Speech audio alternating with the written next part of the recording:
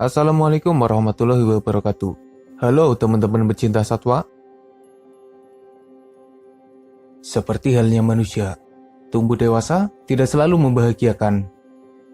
Ketika kehidupan jadi begitu keras menghantam, sebagian manusia berusaha merenung, mengingat masa kecilnya yang bahagia, di mana masalah terberat hanyalah PR matematika.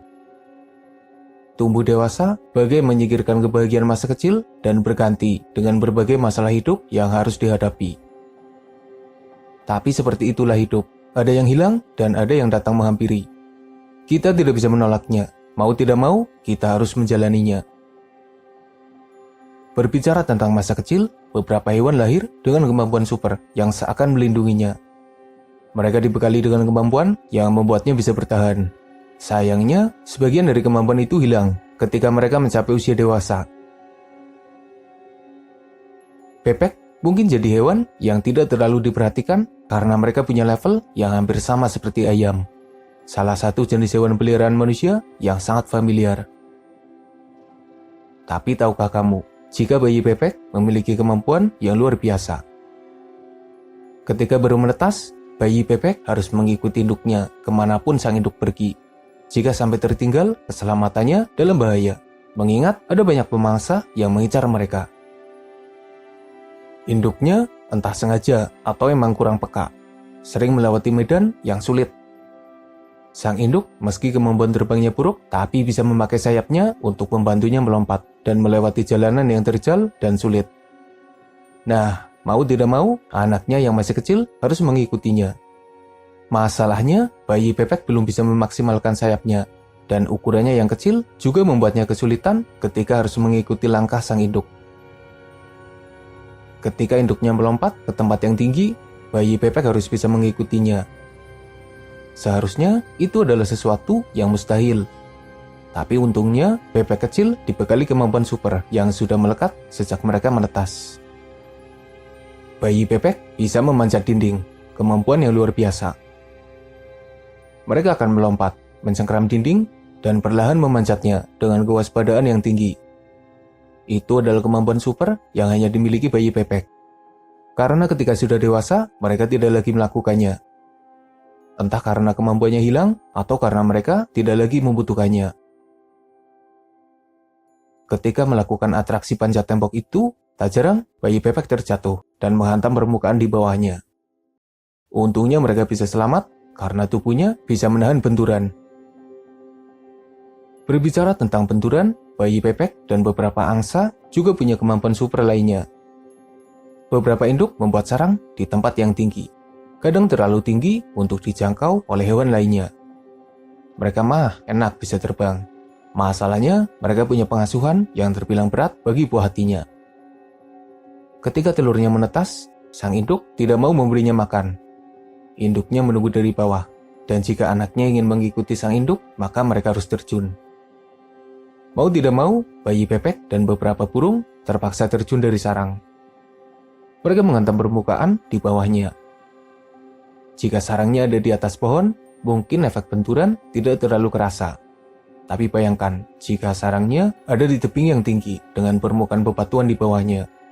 Itu adalah ujian hidup yang terlalu dini bagi bayi angsa di kawasan Arktik. Induknya hanya menunggu dari bawah. Mereka harus berani terjun dan menghantam bebatuan di bawahnya. Untungnya, mereka punya tubuh yang memang bisa menahan benturan mengerikan itu, sehingga sebagian besar bisa selamat. Sementara mereka yang apes, biasanya mendarat dengan posisi yang salah, sehingga mengalami cedera yang fatal.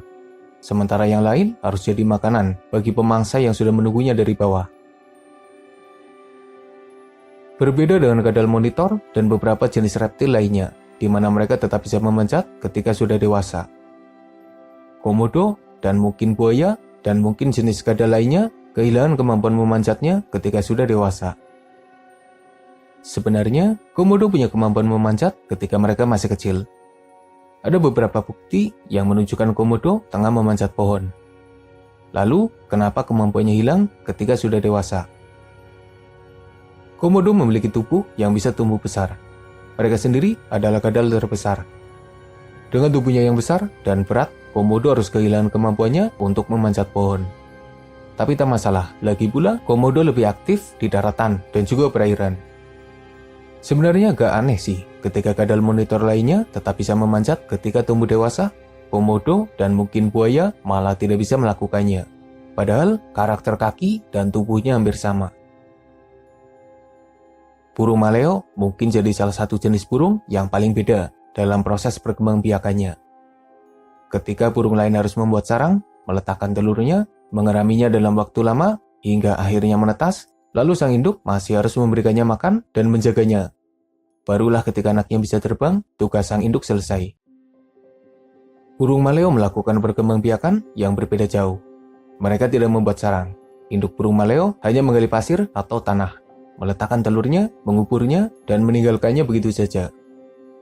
Lalu bagaimana bayi burung maleo bisa bertahan? Untungnya bayi burung maleo memiliki kemampuan super. Ketika menetas, telur burung maleo menetas dengan bantuan dari suhu panas di dalam tanah. Dan ketika menetas, mereka akan menembus pasir atau tanah yang menutupinya. Perjuangan yang begitu berat tanpa bantuan dan tuntunan dari induknya. Mereka benar-benar harus berjuang sendirian. Beberapa bayi burung maleo mati ketika coba keluar dari dalam tanah. Ketika berhasil menuju permukaan, mereka bisa langsung terbang dan hidup layaknya burung dewasa lainnya. Bisa dibilang, burung maleo tidak mengalami masa kecil yang lemah seperti burung lainnya. Mereka sudah bisa hidup mandiri dengan kemampuannya. Hal serupa juga dialami oleh penyu dan kura-kura, serta beberapa hewan yang menetaskan telurnya dengan cara yang sama. Mereka yang berhasil menetas harus berjuang keras demi bisa keluar dari dalam tanah. Tanpa mengetahui siapa induknya, mereka langsung menuju ke lautan dan harus berjuang sendirian demi hidupnya. Admin agak ragu jika burung maleo atau penyu dewasa harus mengalami perjuangan dari dalam tanah. Apakah mereka bisa bertahan dan menuju permukaan, atau bahkan mereka mati sebelum bisa sampai ke permukaan? Capung merupakan salah satu hewan dengan persentase keberhasilan berburu yang paling tinggi. Mereka biasanya menangkap mangsa di udara, dan jarang sekali gagal ketika menangkap mangsa. Dan tahukah kamu, bukan hanya kemampuan berburunya yang hebat, capung juga punya masa kecil yang hebat, di mana mereka menjalani kehidupan yang beragam dalam proses metamorfosisnya. Seperti yang kita tahu, capung meletakkan telurnya di permukaan air. Nantinya telur itu akan menetas, dan lahirlah larva capung. Sosok mengerikan yang akan hidup di dalam air selama beberapa waktu. Berbeda dengan capung dewasa yang hidup di daratan dan bisa terbang. Larva capung hidup di dalam air. Ketika menjadi larva, capung kecil adalah monster yang mengerikan. Khususnya dari rahang mereka yang mirip alien. Mulutnya seperti capit yang bisa memanjang dan menjangkau mangsanya. Mereka menangkapnya dan memakannya dengan lahap. Larva capung memiliki kemampuan super di mana mereka bisa hidup di dalam air dan jadi sosok yang mengerikan bagi hewan-hewan kecil di sekitarnya. Mereka adalah hewan-hewan luar biasa dengan kemampuan yang unik ketika masih kecil. Mereka menjalani kehidupan yang menakjubkan. Berbeda dengan bayi hewan pada umumnya yang harus mendapat perawatan dan perlindungan dari induknya. Beberapa bayi hewan lahir dengan kemampuan yang sama dengan jenisnya ketika dewasa. Berbeda dengan bayi hewan yang lemah dan tidak berdaya ketika lahir. Beberapa adalah sosok monster dalam kondisi kecilnya. Semoga bermanfaat. Makasih udah nonton. Mohon maaf jika masih banyak kesalahan.